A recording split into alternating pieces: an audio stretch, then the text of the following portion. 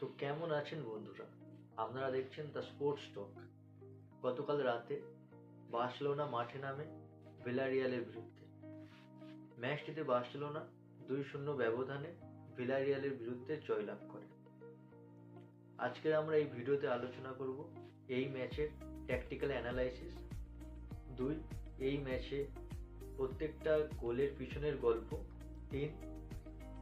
এই ম্যাচে কারা পারফর্ম করলো আর কারা হতাশ করলো, 4 নম্বর সব শেষে থাকবে লিগ টেবিলের প্রভাব। তো চলুন শুরু করা যাক।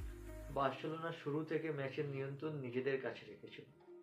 বল position, pressing network, high pressing ফুটবলের সাথে তারা শুরু থেকে ভিলারিয়ালের ওপর এক প্রকার নিজেদের আধিপত্য রেখেছিল। ম্যাচে 65% বল পজিশন তারা নিজেদের অর্ধে রাখে। অপরদিকে ভিলারিয়াল লং বল ও কাউন্টার অ্যাটাকের ওপর ডিপেন্ড করে ফুটবল খেলছিল, কিন্তু বার্সেলোনার ডিফেন্স ছিল সলিড এবং ডিসিপ্লিন। তাই ভিলারিয়ালের পক্ষে ম্যাচে কোনো গোল করা সম্ভব হয়ে ওঠেনি। ও বার্সা এই ম্যাচের মাধ্যমে তারা জানান দিচ্ছে তারা তাদের পুরনো স্টাইলের খেলায় আবারও ফিরে আসছে। প্রথম গোলটি করেন রাফিনিয়া। বার্সার প্রথমার্ধে হাই প্রেসিং ফুটবলের জন্য ভিলারিয়াল ডিফেন্ডাররা রাফিনিয়াকে পেনাল্টি বক্সের মধ্যে ফাউল করে বসে এবং বার্সা একটি পেনাল্টি পায়।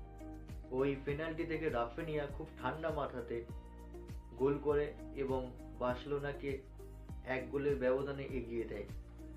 ও সাথে সাথে রাফিনিয়া এটা পরিষ্কারভাবে জানিয়ে দেয় সবাইকে যে বড় ম্যাচে চাপ সামলানোর ক্ষমতা তার আছে।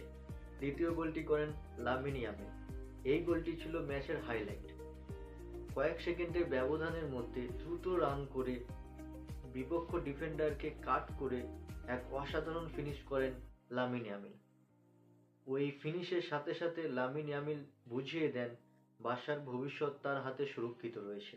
এই ম্যাচে বার্সেলোনা হাই প্রেসিং সাথে সাথে শর্ট পাসিং ও দ্রুত ট্রানজিশনের মাধ্যমে মিডফিল্ড কন্ট্রোলের মাধ্যমে ম্যাচটি খেলেছিল।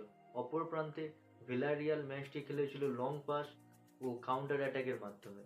তবে বার্সেলোনার ডিফেন্স সলিড এবং ব্যালেন্সড হওয়ায় ভিলারিয়াল এই ম্যাচে একটিও গোল করতে পারে না ও বার্সেলোনা ম্যাচটি 2-0 ব্যবধানে জিতে যায়। বার্সেলোনা এই ম্যাচটি জয়ের সাথে সাথে তারা তাদের লা লিগাতে নিজেদের টপ পজিশনটাকে ধরে রাখে ও সাথে সাথে লা লিগার লড়াইয়ে থাকা রিয়াল মাদ্রিদ ও অ্যাটলেটিকো মাদ্রিদকে একটি পরিষ্কার মেসেজ পাঠায়। আর এই সমস্ত জয়গুলো বার্সাকে লা লিগা জয় করার জন্য একটি গুরুত্বপূর্ণ ভূমিকা রাখবে। আর আপনাদের কি মনে হয়, বার্সেলোনা কি এই ফর্ম পুরো সিজন ধরে বজায় রাখতে পারবে, নাকি তারা সিজনের শেষের দিকে তাদের এই ফর্ম হারিয়ে ফেলবে? কমেন্ট করতে ভুলবেন না। আর যদি এই ভিডিওটি ভালো লেগে থাকে এবং খেলা সম্পর্কিত আরও এমন ভিডিও পেতে চাইলে আমাদের এই চ্যানেলটিকে সাবস্ক্রাইব করে দিও। তো দেখা হচ্ছে আবার পরের ভিডিওতে।